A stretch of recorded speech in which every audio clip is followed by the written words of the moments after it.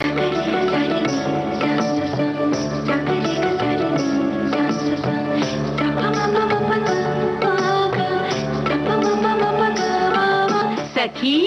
सहेली।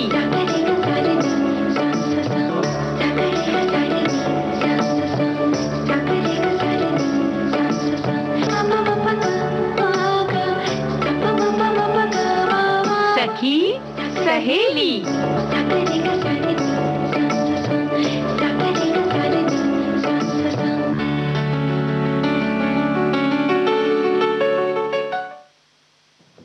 हमारे सभी सुनने वालों को चंचल वर्मा और प्यारी बुआ का नमस्कार। बुआ, आज बहुत खास दिन है। हम तो मिल रहे हैं और साथी लोग हैं सब साथ में। अरे इसके अलावा भी बहुत खास दिन है। हम सब मिल रहे हैं और इतने दूर दराज बैठे लोगों के साथ में जुड़ पा रहे हैं। जी हाँ, यही तो हम कह रहे हैं कि जुड़ रहे हैं और बहुत सारे विषयों पर हम चर्चा भी करते हैं और बहुत सारी चीजें जो है हमारे साथी बताते हैं। तो जुड़ाव भाई दोनों तरफ से हो रहा है ना। और ये जुड़ पा रहे हैं, इसका बहुत बड़ा कारण विज्ञान है। वरना सोचिए ना, कहाँ कौन कौन से जगह, दूर राज्यों में, देशों में, गांव के किसी किसी कोने में लोग बैठे हैं, वहां तक हम पहुंच पाते हैं। बिल्कुल, और आपकी बातें हम तक पहुंच पा रही हैं, ये भी विज्ञान का चमत्कार है। तो आज बड़ा खास दिन है जो, तो राष्ट्रीय विज्ञान दिवस पर पहले सबको बधाई दे देते हैं, है ना भाई? वैसे तो बधाई बनती है तभी तो हम उनसे जुड़ पाते हैं, तो वो भी बधाई के पात्र हैं, हम भी बधाई के पात्र हैं, सभी को बधाई। वैसे आमतौर पर ये मानते हैं कि जो विज्ञान प्रौद्योगिकी से जुड़े हैं सिर्फ उन्हें ही शुभकामनाएं दी जाए। भाई ऐसा नहीं है, हम उनकी सेवाएं ले रहे हैं। हाँ। और बिल्कुल 24 घंटे साथ में है, तो बधाई तो सबके लिए बनती है ना। बिल्कुल, बात वही हो गई कि भाई खाना अगर एक गृहिणी ने बनाया तो बधाई उसे क्यों, जिन्होंने चखा, जिन्होंने उस स्वाद का आनंद लिया, वो सब बधाई के पात्र होते हैं। क्या बात है, बिल्कुल सही बात है। और ये तो तुम पहुंच गई बिल्कुल कहाँ कहाँ सोचने लगी। तो आज हम बात कर लेंगे कि जो कल्पनाशीलता जो है, हाँ, वो कैसे विकसित हो, खास तौर से बच्चों की। हाँ, जब वो बहुत छोटे छोटे से होते हैं, जिन्हें कोई समझ नहीं है, और वहां से किस तरह से विकास होता है उनकी कल्पना शक्ति का। तो इस पर चर्चा करेंगे। और आज खास दिन है कि हम घरेलू नुस्खे में बात करेंगे केसर की। महंगा तो बहुत है, लेकिन बड़ा मजेदार चीज है, बड़ी काम की चीज है। और कुछ बातें खुशियों की, जो सबसे जरूरी चीज है। ये सारे जो आयोजन है वो सिर्फ खुशी के लिए हैं। विज्ञान के जितने चमत्कार हैं जिनका हम प्रयोग करते हैं, वो सुख साधन के साथ साथ जब सुख हमें मिलता है तो जाहिर है कि हम खुश होते हैं।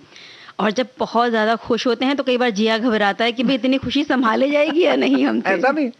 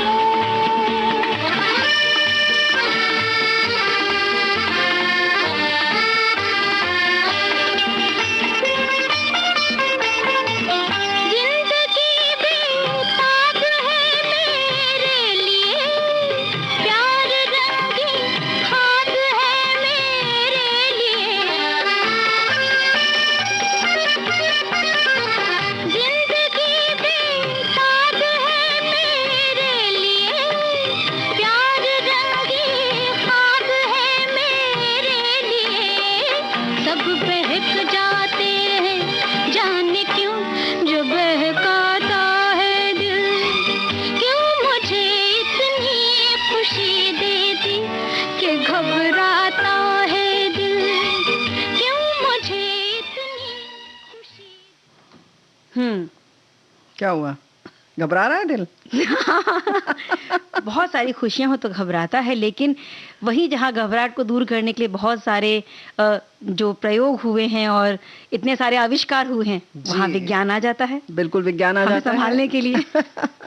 संभालने के लिए आ जाता है, इसीलिए ये दिवस मनाया जाता है। और रमन प्रभाव की खोज हमारे बहुत बड़े वैज्ञानिक, जिनका बहुत बड़ा नाम है, भारतीय वैज्ञानिक सर चंद्रशेखर वेंकट रमन, जिन्हें सीवी रमन के नाम से हम जानते हैं, उन्होंने एक खोज की थी 28 फरवरी और 1928 को जी। और उन्हीं की इस खोज के उपलक्ष्य में इस दिन को हम मनाते हैं। 1930 में उन्हें नोबेल पुरस्कार मिला और पहले ये भारतीय और एशियन व्यक्ति हैं जिन्हें ये पुरस्कार मिला, नोबेल पुरस्कार, और उनका आविष्कार उनके नाम पर ही पड़ा, रमन प्रभाव। और राष्ट्रीय विज्ञान एवं प्रौद्योगिकी संचार परिषद ने साल 1986 में 28 फरवरी के दिन को इस मनाने के लिए प्रस्ताव केंद्र सरकार के सामने रखा और इस प्रस्ताव को स्वीकार कर लिया गया और फिर पहली बार यह दिवस मनाया गया 28 फरवरी 1987 के दिन। और बुआ, विज्ञान ने हम लोगों के जीवन को बहुत खुशहाल बनाया है। अधिक से अधिक हमारे जीवन स्तर खुशहाल हो सकता है, इसके बारे में और प्रयास भी किए जा रहे हैं। बिल्कुल। इसका जो बढ़ता उपयोग है, बहुत सारी जीवन की कई गतिविधियों को बेहद आसान बनाता जा रहा है और हमारी आने वाली जो पीढ़ियां हैं, उनके लिए केवल एक साधन मात्र नहीं, बल्कि हम कह सकते हैं बुआ की जरूरत भी बनता जा रहा है। विज्ञान के जो बढ़ते हुए प्रभाव हैं और इसे और ज्यादा समृद्ध करने के लिए ही हम इस दिन को मनाते हैं। जी हाँ, और जैसे तुमने कहा ना जानकारी, तो यही जानकारी हमारे साथियों ने भी दी है कि भाई बहुत बहुत शुभकामनाएं। विज्ञान जीवन में एक अभिन्न अंग बनकर शामिल हो गई है। प्रगति और विकास भी इसी कारण हो रहा है। हर क्षेत्र में इसकी उपयोगिता की ओर ध्यान दें, परंतु इसके दुरुपयोग में समय और बुद्धि न लगाई जाए तो ये विज्ञान किसी वरदान से कम नहीं है। बिल्कुल, बहुत सही बात लिखी है, क्योंकि देश के विकास के लिए भी वैज्ञानिक सोच का प्रसार बहुत ज़रूरी है और ऐसे आयोजन भी ज़रूरी होते हैं, तभी उसकी उपयोगिता को आम जन तक पहुंचाया जा सकता है और खुशहाल भी बनाया जा सकता है बुआ। बिल्कुल, क्योंकि भाई देखो, विज्ञान जीवन से जुड़ी सभी जिज्ञासाओं का जवाब देता है। ये अपने तथ्यों और सिद्धांतों से कल्पना को पंख देता है। इसलिए स्कूलों में बच्चों को विज्ञान की शिक्षा दी जाती है, विज्ञान के महत्व को बताया जाता है और इस हेतु स्कूल में विज्ञान लैब होती है जहां प्रयोग के माध्यम से उन्हें शिक्षा दी जाती है। और आज विज्ञान दिवस के दिन तो विशेष रूप से मेले का आयोजन किया जाता है। विज्ञान पार्क में बच्चों को ले जाकर तरह तरह की जानकारियां दी जाती हैं। ये जानकारी हमारे श्रोता ने दी है। बहुत सही जानकारी दी है, क्योंकि विज्ञान के विकास के बिना हम तेजी से आगे बढ़ ही नहीं पाएंगे और जो गलत धारणाएं हैं या अंधविश्वास हैं, उन्हें भी दूर करने के लिए तर्क और तथ्य देता है विज्ञान। और जैसा कि हमारे साथियों ने लिखकर भेजा ही है कि जो प्रयोगशालाएं हैं या स्कूल हैं, संस्थान है, वहाँ ऐसे कार्यक्रम आयोजित किए जाते हैं और जो विद्यार्थी हैं उन्हें प्रेरित भी किया जाता है, जनसाधारण को भी इसके प्रति सजग बनाने के लिए और विज्ञान को लोकप्रिय बनाने के लिए हम इस दिन को मनाते हैं बुआ। भाई देखो, लोकप्रियता की जो बात है वो तो ये भी है कि आज जो विज्ञान दिवस है, हमारे साथी लिखते हैं कि विज्ञान यानी विशेष ज्ञान। तो आज इस विशेष ज्ञान दिवस की बहुत ज्यादा शुभकामनाएं। हम शुक्रगुजार इस विज्ञान, इस टेक्नोलॉजी के भारत के विभिन्न प्रांतों में रहते हुए हम अपने विविध भारती के उद्घोषकों से, श्रोता बंधु परिवार से इस टेक्नोलॉजी के माध्यम से रूबरू हो गए और इससे बढ़कर खुशी और क्या हो सकती है। बिल्कुल सही बात है। और हर साल हम मनाते हैं बुआ, इसके लिए एक खास थीम भी रखी जाती है। और पहले एक समय था जब इस क्षेत्र को खास तौर पे पुरुषों के लिए समझा जाता था, लेकिन महिलाओं का वर्चस्व इसमें बढ़ रहा है। इसीलिए 2020 की थीम रखी गई तो महिलाओं को ये थीम समर्पित थी और इसका नाम था विज्ञान जगत में महिला। इसी तरह से 2022 की थीम थी सतत भविष्य के लिए विज्ञान और प्रौद्योगिकी में एकीकृत दृष्टिकोण। और अब बात करें हमारे इस साल की यानी 2023 की, तो वैश्विक कल्याण के लिए वैश्विक विज्ञान, ये थीम रखी गई है। तो भाई सर्वे भवन्तु सुखिनः, ये तो हमारा है ही है ध्येय वाक्य। तो इस तरह से रमन प्रभाव के बारे में लोगों की जानकारी हो और हमारे देश के जो वैज्ञानिक थे उनके बारे में हम याद करें। और अब क्या करें, एक गीत सुन लेते हैं बुआ। ऐसा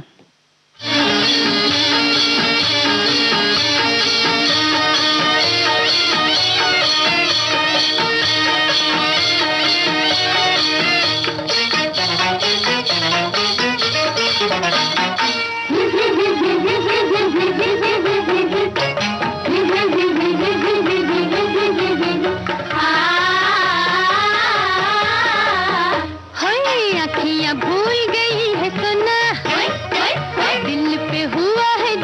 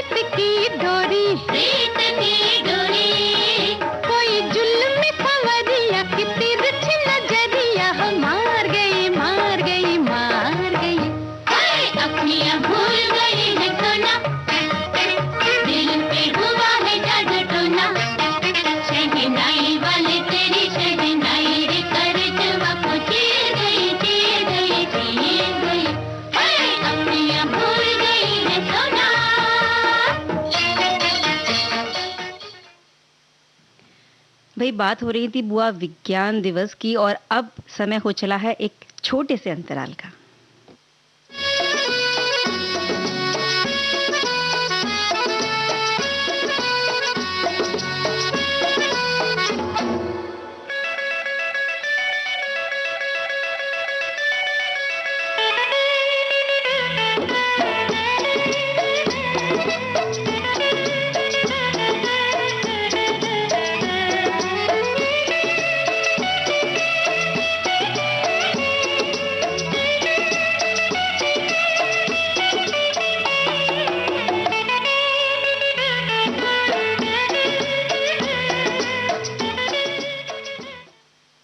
अंतराल के बाद हम फिर हाजिर हैं और विज्ञान की बात चल रही थी तो हमारे साथियों ने सभी ने शुभकामना दी है और उसके संग संग ये भी कहा है कि भाई ये जो रेडियो है ये चमत्कार है विज्ञान का और वरदान भी है हमारे लिए। सभी ने बहुत तारीफ की है। इसके साथ साथ ये भी लिखा है कि सहेलियों को नमस्कार करते हुए हमारे साथी लिखते हैं कि प्रकृति के क्रमबद्ध अध्ययन ज्ञान को विज्ञान कहते हैं। मतलब विज्ञान से तात्पर्य ऐसे ज्ञान से है जो विचार, अवलोकन और प्रयोगों से प्राप्त होता है। निरंतर विकसित होने वाला विशेष ज्ञान कहलाता है।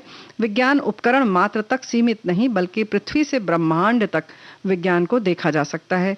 ये जीवन का अभिन्न अंग है और मानवता के लिए एक खूबसूरत तोहफा है जिसका सही उपयोग जीवन को आसान और सुखद बनाने में सहायक होता है।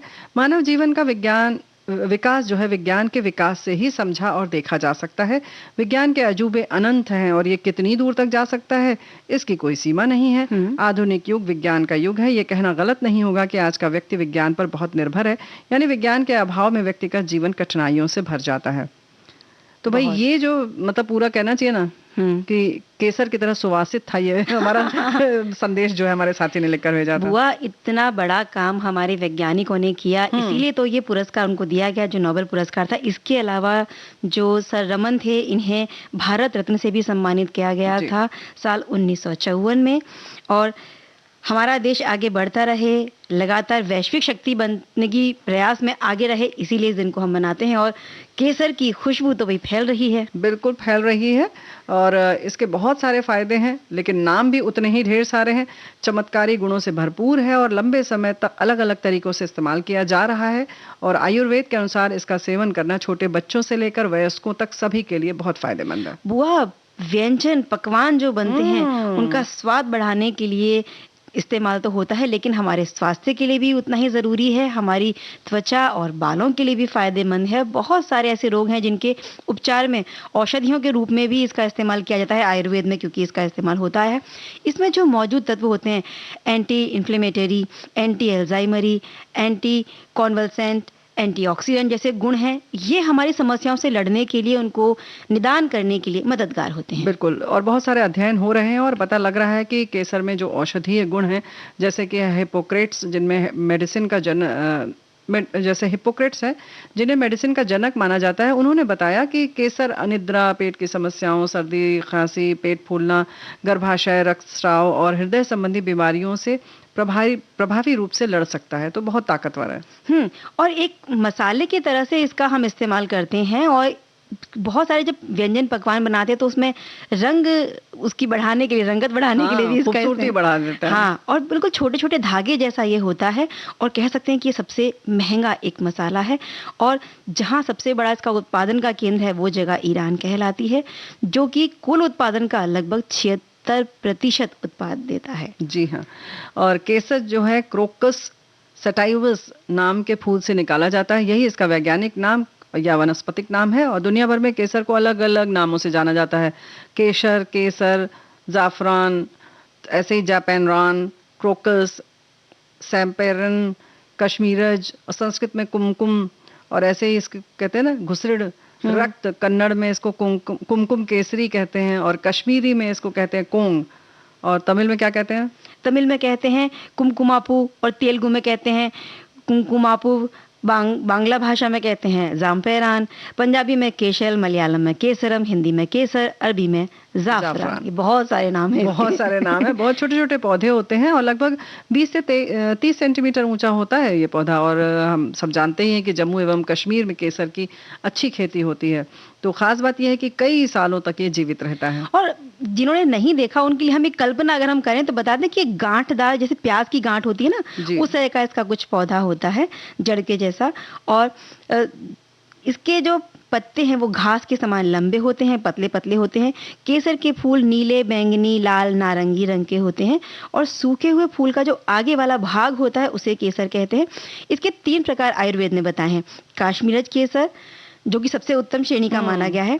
बालकीज केसर, ये बाल बुखारा में होता है। और पारसीकज केसर या पारस केसर, ये ईरान देश में होता है। और जैसा कि हम बराबर बता रहे हैं कि औषधीय उसकी जो गुणवत्ता है बहुत अधिक है। गर्भवती महिलाओं को या कमज़ोर जो लोग होते हैं उन्हें केसर का दूध पिलाया जाता है। वैसे सामान्य तौर पर सर्दियों में इसका प्रयोग बहुत होता है। केसर जो है जो दृष्टि के लिए अच्छा है, रोग प्रतिरोधक क्षमता बढ़ाता है, मस्तिष्क, आंत, हृदय और लीवर की स्वास्थ्य को बढ़ाता है और सूजन को कम करता है। नींद के लिए अच्छा है, घाव भरने में तेजी लाता है और केसर के जो है ना खतरे को भी कम कर सकता है ये बहुत हद तक। और बुआ बालों के लिए अच्छा है, तो डैंड्रफ है या झड़ रहे हैं तो भी आप इसका इस्तेमाल कर सकते हैं। और जैसे आपने कहा ना सर्दियों में इस्तेमाल किया जाता है क्योंकि इसकी तासीर बड़ी गर्म होती है, तो बच्चे बड़े सभी को दिया जाता है। सर्दी जुकाम हो जाए तब भी बड़ा फायदेमंद है ये। और इसे केसर को सनशाइन स्पाइस ये उपनाम दिया जाता है क्योंकि ये मूड बूस्टिंग का काम भी करता है। और एक बात तो है, जैसे तुमने कहा गर्म तासीर है, लेकिन इसकी तासीर जो है गर्म होने के बाद भी गर्मियों में इसका सेवन कुछ इस तरह से किया जाता है कि जैसे मिट्टी का एक पात्र ले लेते हैं लोग, घड़ा जैसा, उसमें पानी डाल दीजिए, इसका जो शरबत पीना हो तो उसमें पानी डाल दीजिए, शक्कर डाल दीजिए और केसर डाल दीजिए और सुबह बस छान के आप पी लें सुबह सुबह। तो देखिए पूरे दिन इतने तरोताजा रहेंगे कि पूछिए मत। तो इस तरह से बहुत सुकून देता है, ये ठंडक देता है। और इसी तरह से सर दर्द में आप इसका इस्तेमाल कर सकते हैं। जो मानसिक रोगी हैं उनके लिए भी फायदेमंद है। जिनको मूत्र विकार हैं, पेशाब रुक रुक कर आता है, उनके लिए भी अच्छा है। और जिनको रक्त स्राव होता है, नाक कान से खून बहता है, उनके लिए भी अच्छा है। फिर मासिक धर्म में महिलाओं को जो पीड़ा होती है उसके लिए भी ये बड़ा लाभदायक है बुआ। हाँ, लेकिन अलग अलग चीजों के संग इसका सेवन किया जाता है। जैसे कहीं शहद के संग किया जाता है तो कभी बकरी के दूध के संग इसका सेवन होता है। तो ये जो है पूरी जानकारी के साथ इसका सेवन करना चाहिए। और पीस कर, जैसे कि जोड़ों पर लगाने से भी कहते हैं, केसर के पत्तों को पीस कर लगाने से जोड़ों के दर्द में भी बहुत आराम मिलता है ना। और केसर का इलाज जैसे हैजा जैसी गंभीर बीमारी के लिए भी किया जाता है। तो भाई एक केसर, बहुत सारे इसके फायदे हैं। और बुआ बहुत सारी जो बाजारों में भी क्रीम आती है ना, उसमें भी इसका इस्तेमाल किया जाता है एक सनस्क्रीन के रूप में, या फिर कई बार कहते हैं कि रंगत को निखारने के लिए भी इसका इस्तेमाल किया जाता है। तो त्वचा को बड़ा खिला खिला बना देता है केसर। अच्छा, हमें लगा त्वचा को खिलाना पड़ेगा केसर को। तो खिला देता है तो खिल जाती है त्वचा, ये बड़ी अच्छी बात है। और इसकी कुछ चाय वाय भी बनती है क्या? हाँ, जिन्हें इसका इसे केसर का पानी है वैसे वो, लेकिन इसे केसर की चाय भी बहुत से लोग कहते हैं। और जिन्हें मीठा चाय पीने से अच्छा है कि केसर का पानी पी लिया जाए। चाय, कॉफी, जो हमारी सेहत, क्योंकि इसमें निकोटिन बहुत ज्यादा है तो त्वचा को या हमारी सेहत को नुकसान करे, उससे अच्छा है हम केसर का पानी पिए तो फायदा भी होगा। और जो तलब है चाय की या कॉफी की, उस पर भी हम धीरे धीरे एक नियंत्रण पा सकते हैं। या उसका कह सकते हैं ना कि सब्स्टिट्यूट अच्छा है। तो केसर की चाय बनानी कैसे है? बताओ। केसर की चाय बनाने के लिए आप इसे गर्म पानी में भिगो के तैयार कर सकते हैं। और केसर का क्योंकि स्वाद थोड़ा अलग तरह का होता है तो इसमें आप अन्य चीज़ें मिला लीजिए। कुछ जड़ी बूटी से थोड़ी सी अदरक डाल ली, इलायची डाल ली जो आपको स्वाद भी दे देगी। और या फिर आप थोड़ा सा एक तेज दालचीनी का टुकड़ा डाल लीजिए, तो इससे स्वाद और खुशबू दोनों बढ़ जाएंगे। साथ साथ पोषण भी मिलेगा आपको। हाँ, क्योंकि जैसे हम पहले ही कह रहे हैं बहुत सारी चीजें हैं। और केसर के पानी पीने से जो पता है ना, स्किन जो हमारी हाइड्रेट रहती है, तो इससे कील, मुहासे, फुंसी समेत बहुत सारी और भी समस्याएं दूर रहती हैं। बिल्कुल बुआ, लाल सोना कहलाता है ये। और इसका जो अनोखा स्वाद है, सुगंध है, हर दिल पे मान लो कब्जा किए हुए रहता है। और बेशक महंगा है फिर भी इसकी लोकप्रियता जो है वो कहीं कम नहीं होती। तुमने पहले ही कह दिया लाल सोना, तो सोने की तरह ही महंगा है। तो बस एक सोने जैसा एक सुनहरा सा गीत सुनते हैं ना, गीत भी सुन लेते हैं।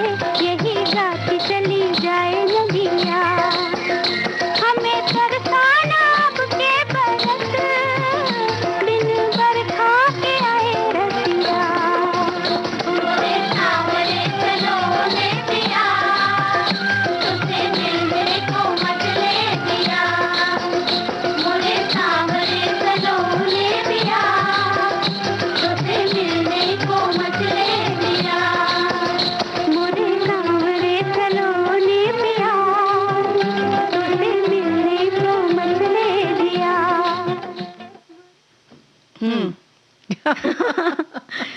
अभी तक केसर की खुशबू और उसकी रंगत से बाहर नहीं आए हैं। कैसे आ सकते हैं भाई, ये चीज ही ऐसी है। जादूगरी वाली ना। हाँ, क्योंकि सच में हकीकत में ये केवल कल्पना की बात तो है नहीं कि हम कुछ भूल जाएं उसको, लेकिन हाँ फिर भी हम चाहते हैं कि कल्पना शक्ति जो है हमारी विकसित होती रहे। कल्पना हम तभी करते हैं ना जब चीज को हमने किसी को देखा ना हो, तो हम उसकी कल्पना करने लगते हैं, मन में गढ़ने लगते हैं शायद वो ऐसी होगी। और इसी तरह से जो छोटे से बच्चे होते हैं, जब उनकी बुद्धि का विकास जिस समय हो रहा होता है, तो हम जिस तरह से उनको बताएंगे कोई चीज की एक तस्वीर का एक खाका हम तैयार करके देते हैं, वैसे वैसे वो सोचने लगते हैं और वो उसका एक गढ़ लेते हैं कि ये चीज ऐसे ही होती होगी। तो बस इसीलिए तो कहानियां सुनाई जाती हैं, है ना। और कहानियों को सुनाने का जब एक अंदाज होता है, तो हम जिन शब्दों पर बहुत जोर देते हैं या किस तरह से कहते हैं, बच्चे उस चीज से या तो खुश होते हैं, डरते हैं, उनके मन में रोमांच पैदा होता है। ये सारी वो भावना है जो धीरे धीरे उनमें विकसित होने लगती हैं। जी हाँ। और यही बस वो शुरुआती कुछ साल होते हैं जब बड़ी तेजी से उनका विकास हो रहा होता है। उस समय उन बच्चों को संतुलित आहार की ज़रूरत भी होती है और उनको उस समय ऐसा कोई मानसिक कार्य देना चाहिए जो उनके इस विकास को और ज़्यादा मदद करे बढ़ने के लिए। क्योंकि कल्पना जो है हमारे अनुभव पर आधारित होती है बुआ। कल्पना में हमेशा कुछ ना कुछ एक नयापन भी होता है और पुराने अनुभव को एक नया रूप देकर भी हम उन्हें सजाते हैं। तो बच्चा जो भी कुछ देखता है, सुनता है, सीखता है, उसके आधार पर उसकी कल्पना शुरू हो जाती है। बिल्कुल। और आसान शब्दों में अगर हम कहें तो किसी पुराने अनुभव से प्राप्त विचार में बदलाव करके नयापन लाना, यही तो कल्पना है। बिल्कुल। और लेकिन जब बच्चे थोड़े थोड़े बड़े होते हैं, जैसे 2 साल की उम्र तक पहुंचते हैं, तो उनकी कल्पना का विकास जो है धीमी गति से होता है, जबकि 2 साल के बाद बच्चों की कल्पना में जैसे पंख लगने शुरू हो जाते हैं ना। वो फिर इसीलिए तो इतने सवाल करते हैं। हाँ। बच्चे अपने आसपास की चीजों को देखते हैं, सुनते हैं, फिर एक निश्चित अवधि के बाद उसे समझना शुरू करते हैं। फिर जितनी जिज्ञासाएं होती हैं, फिर वो हो जाता है माता पिता के सवालों का सिलसिला, के माता पिता से पूछ पूछ के बस पड़ जाते हैं पीछे। और जब भाषा का ज्ञान एक बच्चे को होने लगता है, तो वो लोगों की भावनाओं को समझना भी शुरू करते हैं और उनके दिमाग में जो भी आने वाले प्रश्न होते हैं, उनके उत्तर उनको मिलने लगते हैं। बिल्कुल। बच्चे अपनी भाषा की ज्ञान के बढ़ने के साथ साथ कल्पना की विकास की क्षमता भी जब उनकी बढ़ने लगती है, तो बच्चों में जो शब्द ज्ञान है उसे हमें बढ़ावा देना चाहिए। आसपास की जो भी चीजें वो देखते हैं, चाहे वो वस्तुएं हैं, फल हैं, सब्जियां हैं या हमारे परिवार के लोग हैं, उनके नाम बताने चाहिए ताकि वो इन चीजों को समझ सके। और बुआ, अब एक चीज हम समझ ले कि एक अंतराल का समय हुआ है। बिल्कुल।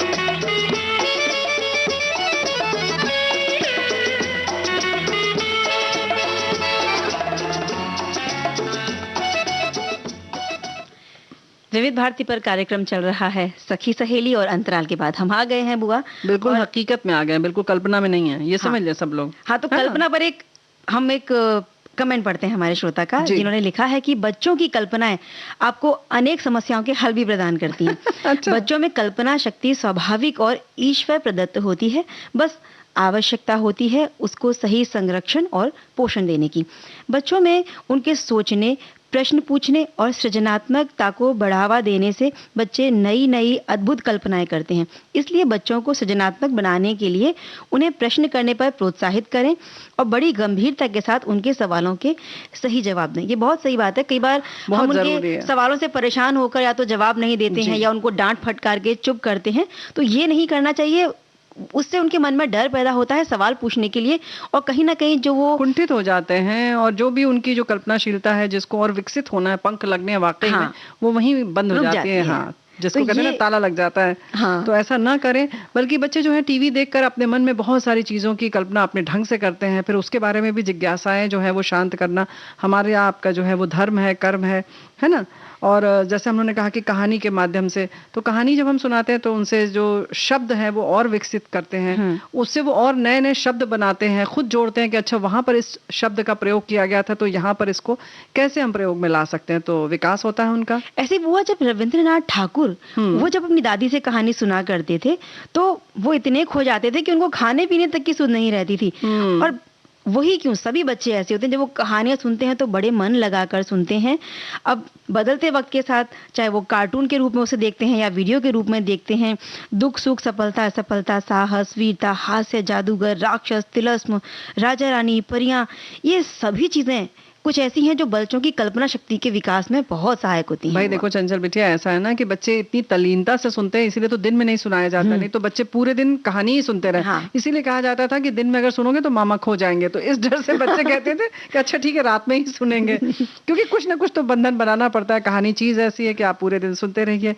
लेकिन जो बात है कि कल्पनाशीलता की बात, तो उसमें कविताओं का भी बड़ा हाथ है। कल्पना पर आधारित होती हैं कविताएं, इसीलिए बच्चों को कविता सुनना पसंद होता है, उसे जल्दी याद कर लेते हैं। अब वो चाहे चांद से वो बातें करें या अपनी कहते हैं ना कि पानी की थाली में उसे उतार लें, हाँ। तो वो सब कल्पना के माध्यम से ही उतारते हैं और कविताओं के माध्यम से उसको कहीं ना कहीं साकार करते हैं। और इसी तरह से जब कहानियां सुनते हैं या उन्हें किसी कार्टून या वीडियो के रूप में देखते हैं तो उनकी नकल भी वो करना शुरू बिल्कुल। करते हैं। उस जो भी नायक नायिका या जिस चरित्र को उन्होंने देखा, चाहे वो टीचर का है, चोर सिपाही, गुड़िया का है, किसी डॉक्टर का है, तो वैसी भूमिकाएं वो अपनाकर उस तरह से उस भूमिका को अदा करते हैं। ये भी उनकी कल्पना शक्ति ही है। इसीलिए कोशिश करना चाहिए कि हम अच्छी अच्छी चीजों को दिखाएं, है ना। और साहित्य और चित्रकारी हैं, ये भी उनको बड़े प्रभावी करते हैं। तो अपने एक लेखक की भावनाओं को सुंदर तरीके से प्रस्तुत करता है जो पाठक को पसंद आती है, तो उसी तरीके से बच्चा भी अपनी भावनाओं को मनमोहक तरीके से प्रस्तुत करता है बुआ। बिल्कुल। जिसे सुनकर हमारा मन प्रसन्न हो जाता है जब वो अपनी तुतली भाषा में कुछ बनाकर हमें बताते हैं, कुछ चित्र बनाकर बताते हैं। बिल्कुल। तो कई बार हम बड़े गर्व से कहते हैं कि ये हमारे बच्चे ने बनाया। जी हाँ। लेकिन ये चीज तभी होगी ना जब हम उनके पंखों को उड़ान भरने देंगे। उड़ान भरने देंगे और उनके सामने ऐसी चीजें रखेंगे, उनकी जिज्ञासाओं को हम बताते रहेंगे, कि शांत करते रहेंगे, तभी उनकी और नई नई चीजें जो हैं वो खोज जारी रहेगी। इसके संग संग जो भी वो वाद्य यंत्र सीखना चाहते हैं, संगीत में रुचि रखना चाहते हैं, तो एक तरह से कहते हैं ना दिमाग को, अभी जैसे कहा ना कि पोषण मिलता है, तो इन सारी चीजों से जब पोषण मिलता है तभी कल्पना शक्ति जो है वो विकसित होती है। अब क्रिएशन की बात करें या कुछ सृजनात्मकता की बात करें तो राग रागिनियों में भी बड़ी मतलब असीम संभावनाएं हैं। तो कितने कितने नए नए तरीके से जो कहते हैं ना कि ताने लगाना, तिहाई लगाना, ये सारी चीजें भी जो है जब सीखना शुरू करते हैं तभी उसमें और चीजें खुलती चली जाती हैं। बिल्कुल। तो ये परिवार के सभी सदस्यों का या जिस शिक्षण संस्थान में वो जाते हैं वहाँ के उन्हें पढ़ाने वालों का सभी का फर्ज है कि उन्हें खुलकर अपने पंख फैलाकर उड़ने दें। बिल्कुल। और उन्हें ढेर सारे रास्ते दिखाएं। हाँ। अब हमें गाना सुने बुआ। हाँ बिल्कुल। साथिया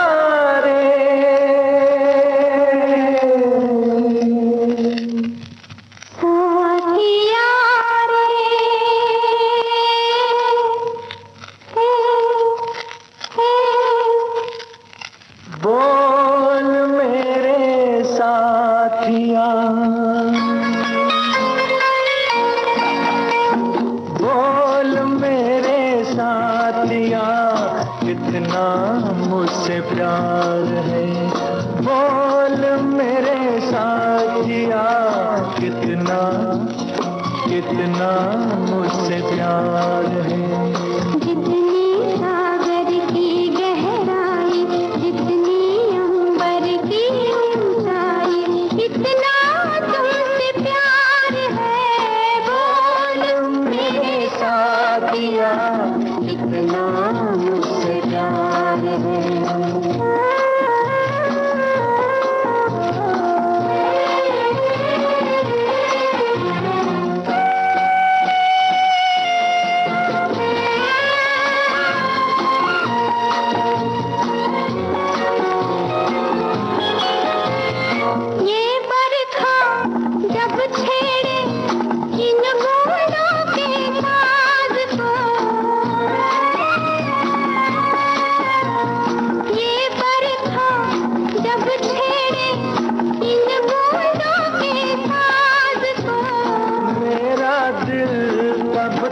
से तेरी ही आवाज को। जब जब कोयल गीत सुनाए, भंवरा गुनगुनाए, तब तुम समझो, तब तुम जानो, मेरी ही पुकार है। बोल मेरे साथिया, कितना मुझसे प्यार है। बोल मेरे साथिया, कितना मुझसे प्यार है।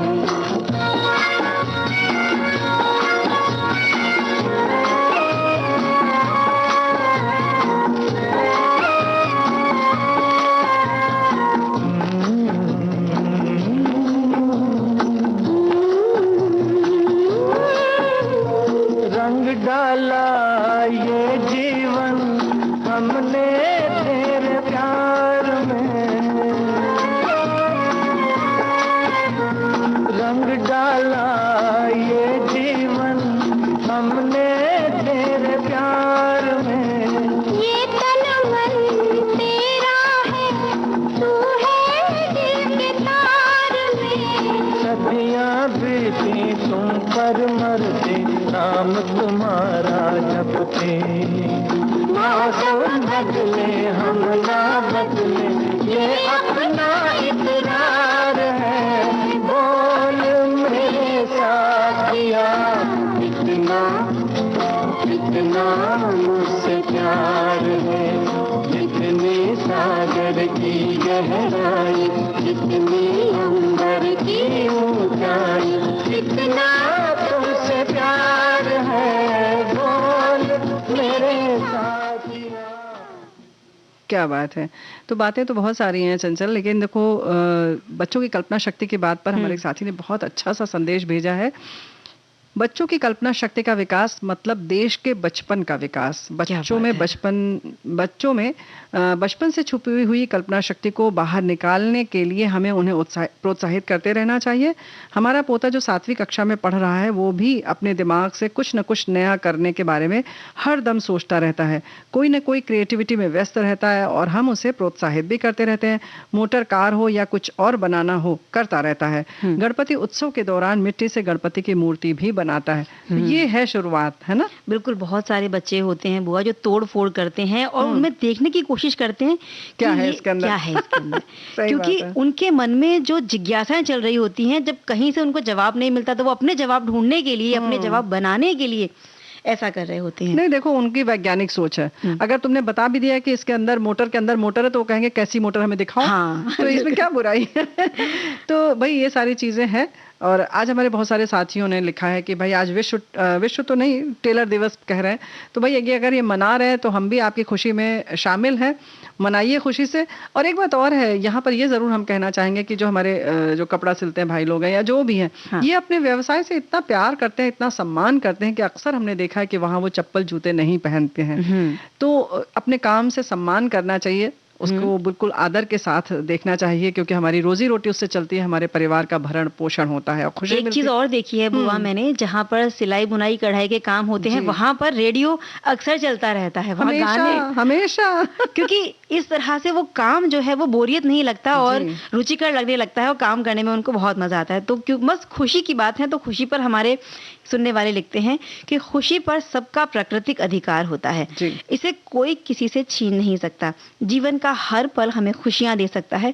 किसी इंसान का मन जब खुश होता है तो वो बहुत ही सहज महसूस करता है।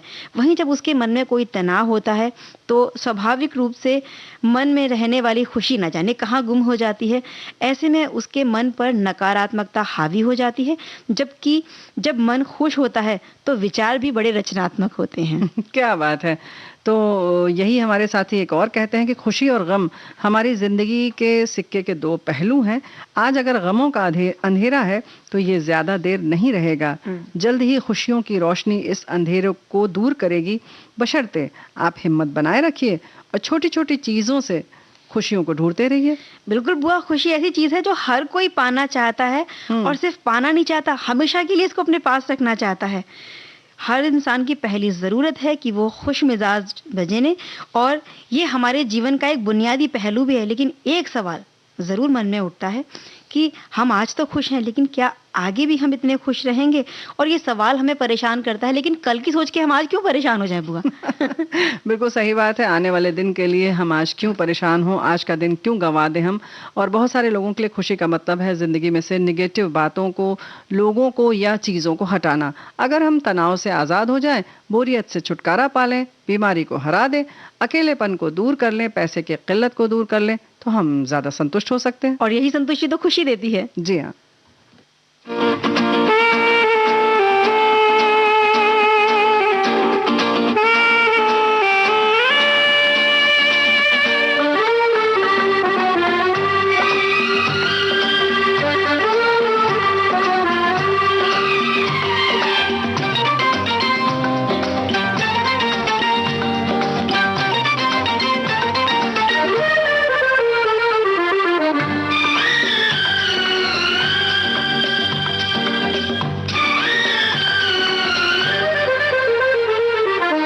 खुशियाँ ही खुशियाँ हो दामन में जिसके, खुशियाँ ही खुशियाँ हो दामन में जिसके, क्यों न खुशी से वो दीवाना हो जाए। ऐसे मुबारक मौके पे साथी, ऐसे मुबारक मौके पे साथी, पेश दुआओं का नजराना हो जाए। खुशियाँ ही खुशियाँ हो दामन में जिसके, क्यों न खुशी से वो दीवाना हो जाए।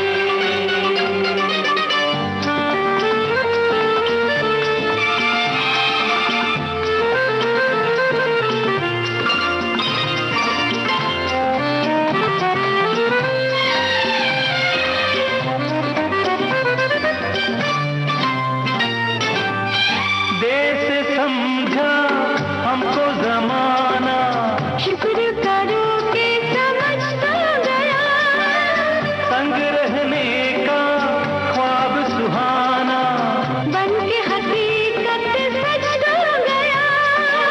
तुम जो कहो तो महफिल से कह दें, तुम जो कहो तो सारी महफिल से कह दें, पल भर में मशहूर अफसाना हो जाए।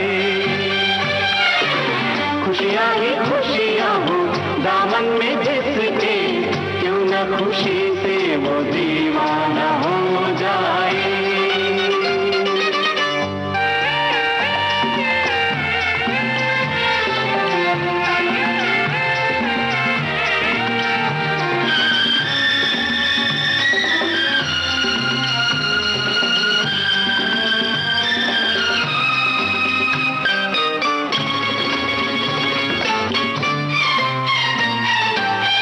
कोई क्या जाने हमने क्या क्या खेल रचाए तुम्हारे लिए, हम भी कैसी कैसी मंजिल छोड़ के आए तुम्हारे लिए।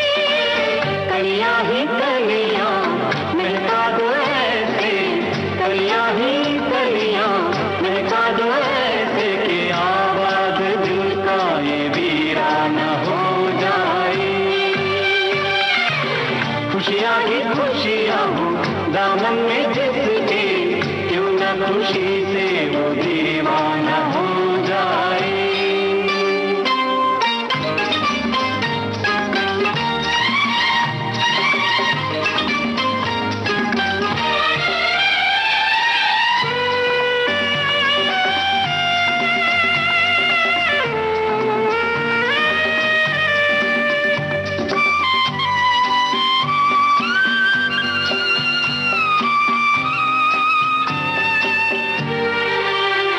हंस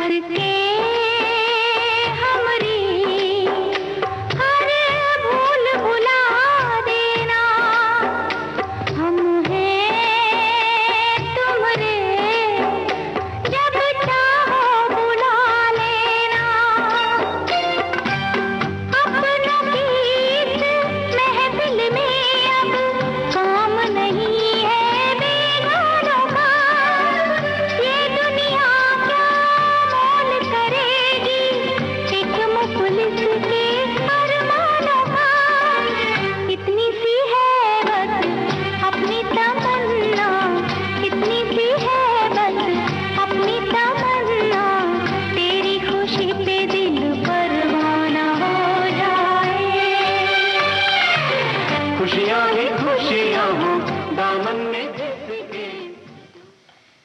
बुआ हमारे सुनने वाले ने लिखा है, चलो कोई निशान ढूंढते हैं, दिल का बहता हुआ कारवां ढूंढते हैं, मुद्दत हो गई है मुस्कुराए हुए, चलो खुशी का कोई नया जहां ढूंढते हैं, न जाने वक्त खफा है या खुदा नाराज है हमसे, दम तोड़ देती है हर खुशी मेरे घर तक आते आते। ओहो हो। वैसे हमारे साथी ने ये भी लिखा है कि अब तो खुशी का गम है न गम की खुशी मुझे, अब तो खुशी का गम है न गम की खुशी मुझे, बेहिस बन चुकी है बहुत जिंदगी मुझे। लेकिन भाई देखो, जो हम बात कर रहे हैं, कितना ही अच्छा होगा अगर खुशी के मायने और खुश होने के तरीके इन बातों से भी ज्यादा हो जाएं तो कितना अच्छा हो। खुशी का मतलब क्या यही है कि हमारे जिंदगी में कोई समस्याएं ना हो, या इससे परे भी खुशी का कोई और मतलब हो सकता है? हो सकता है बुआ, हम छोटी छोटी चीजों में खुशियां ढूंढें, या अपनी आसपास में बिल्कुल भी कुछ भी, अगर हमने कोई हमारी मनपसंद का कपड़ा पहना हम खुश हो गए, कुछ अच्छा खाने को मिला हम खुश हो गए, बहुत दिन बाद किसी से मिल लिए तो हम खुश हो गए, या किसी ने तारीफ कर दी तो खुश हो गया। हाँ। ना कि हम ये सोचे कि ये क्यों तारीफ कर रहा है। बिल्कुल। तो ये नहीं होना चाहिए। वो मनोवैज्ञानिक इस बारे में कहते हैं कि हमें नहीं मालूम कि लोग इसलिए खुश होते हैं कि उनकी जिंदगी से हर नकारात्मक चीज हट गई है, या फिर उनको खुश होने के लिए और भी कुछ किया गया है। उनका मानना है कि हमारी खुशी काफी हद तक हमारे सोचने के तरीके पर निर्भर करती है। इस बात पर बहुत सारी ये रिसर्च भी हो रही है कि हम मुश्किल हालात जब हमारे होते हैं तो हम किस तरह का बर्ताव करते हैं, हमारी दिमागी सेहत पर इसका कैसा असर पड़ता है। जी हाँ, बहुत फर्क पड़ता है, और ये भी शोध चल रहा है और कोशिश तो सदियों से ये जानने की हो रही है कि हम आज जो सोचते हैं क्या उससे हमारे भविष्य पर कोई असर पड़ता है। और ये भी हम पता लगा पाएंगे कि किस तरह से लोग चाह रहे हैं कि हमें खुश रहने के लिए अपने सोचने के तरीके में क्या सचमुच बदलाव करना चाहिए। बिल्कुल बुआ, और बार बार जब परेशानियां आती हैं, इसके बारे में सोचना या निराशावादी होना हमारी दिमागी सेहत के लिए बहुत नुकसानदेह होता है। भाई हमारी खुशियों को कहते हैं ना कि ये ग्रहण लगा देता है। तो किसी भी सोच विचार को आधार बनाकर भविष्य में खुश रहने का अंदाजा लगाया जा सकता है, और जिंदगी से नकारात्मक सोच हटाने के तरीके हैं उन पर भी हम गौर फरमा सकते हैं। तो दिमागी बीमारियां हैं उनसे भी हम बच जाएंगे। दिमागी बीमारी माने नकारात्मकता में रहना या तनाव में रहना। हाँ, हमेशा जो हमारे तनाव हमारे जीवन की सारी खुशियों को हर लेता है। जी हाँ, तो जैसे हम सेहत का इलाज करते हैं उसी तरह हमें अपने सोचने के तरीकों के में भी बदलाव करना चाहिए, यानी कि इलाज कर लेना चाहिए। और अब एक गीत सुन लेते हैं।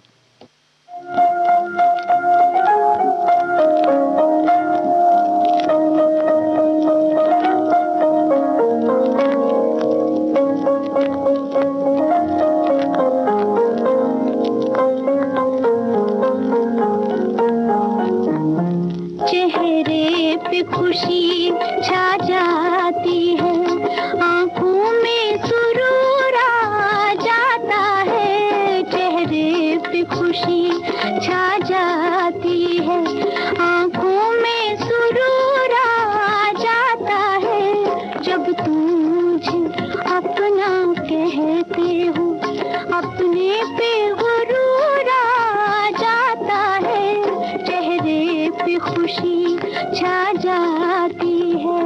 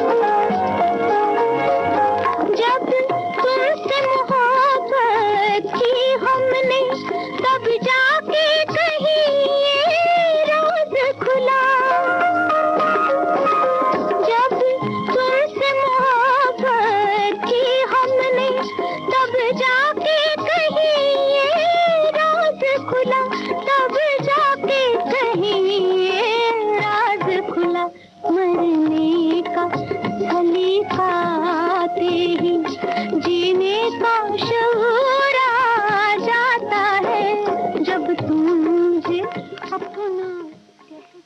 तो ऐसे भी खुशी होती है। ज़रूरी नहीं कि मिठाई खिलाकर ही दूसरों का मुंह मीठा करें, आप मीठा बोलकर भी लोगों को खुशियां दे सकते हैं, ये हमारे साथी कह रहे हैं। और हमारे एक साथी ऐसे हैं जिन्होंने गागर में सागर भरने वाला काम किया क्या? है। यानी एक ही कमेंट में हमारे आज के सारे विषय समाहित हो गए। लिखते हैं, आज विज्ञान दिवस पर खुशी से केसर को दूध में डालकर पीजिए, इससे बच्चों की कल्पना शक्ति में विकास होगा। क्या बात है। खुशी वो इत्र है जिसे दूसरों को देने में अपने आप भी महक जाएंगे। ये हमारे भी साथी एक और बात लिख रहे हैं। तो भाई जैसे कि कॉग्निटिव बिहेवियर थेरेपी जो है, ये भी है जो बहुत खास मुद्दों पर ज़्यादा सोच विचार करके अपने व्यवहार में बदलाव लाया जा सकता है। ये एक थेरेपी भी है। तो भाई कुछ कुछ तो आजमाइए खुश रहने के लिए। और बिल्कुल हमारे साथ जो जुड़े हुए लोग हैं, हम सभी को ये दुआ है कि वो जहां भी हैं वो खुश।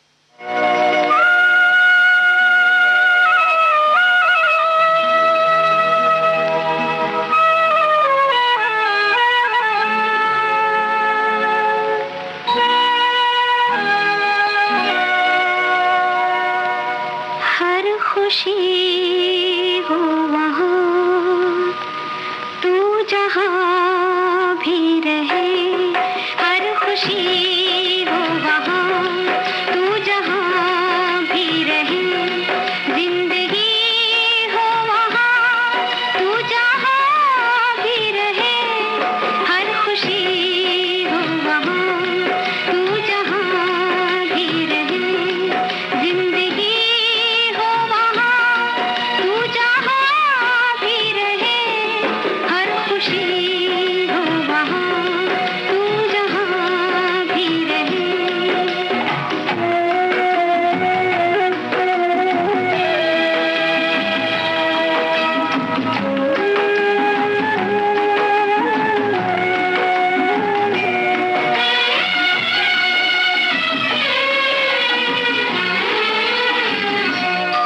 ये अंधेरे मुझे ये अंधेरे मुझे इसलिए है पसंद, इनमें साया भी अपना दिखाई न दे, इनमें साया भी अपना दिखाई न दे, रोशनी हो वहाँ, रोशनी हो वहाँ, रोशनी हो वहाँ तू जहाँ भी रहे, जिंदगी हो वहाँ तू जहाँ भी रहे, हर खुशी हो वहाँ तू जहाँ भी रहे।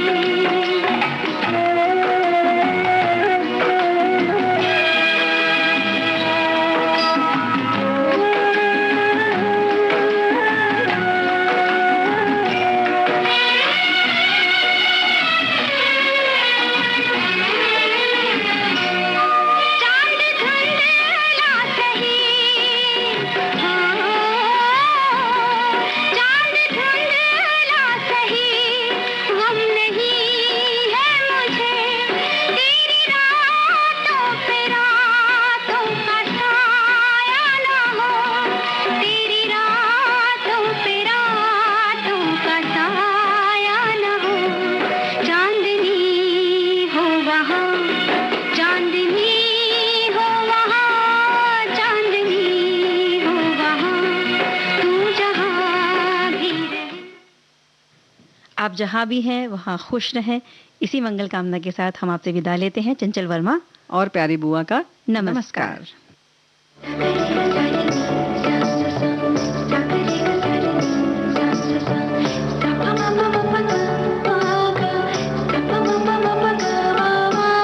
सखी सहेली।